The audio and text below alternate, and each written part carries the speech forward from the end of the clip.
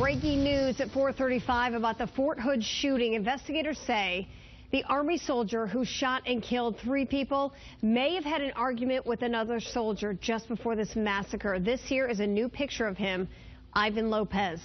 16 people were injured before the shooter committed suicide. We are also learning that he has had 2 deployments, including a 4-month deployment to Iraq, where he was a truck driver.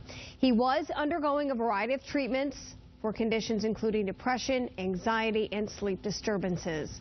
Lopez did pass a background check when he recently bought a .45 caliber Smith & Wesson gun from a gun store near Killeen, Texas.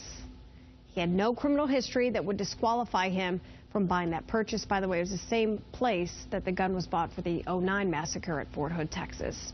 And this is the second deadly mass shooting at Fort Hood. Several other military installations have seen shooting rampages in the past several years.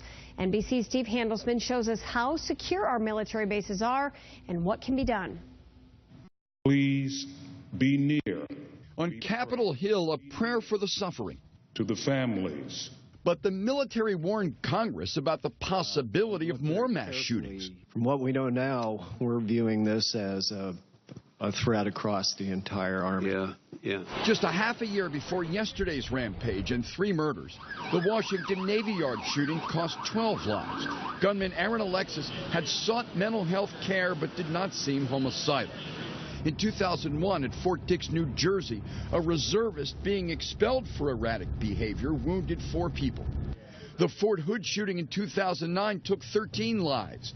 Convicted shooter Major Nidal Hassan had seemed troubled and belligerent, but kept his job and his base access. And Speaker John Boehner noted today, Hassan and Ivan Lopez yesterday had bought a gun. There's no question that those with mental health issues should be prevented from owning weapons or being able to purchase weapons.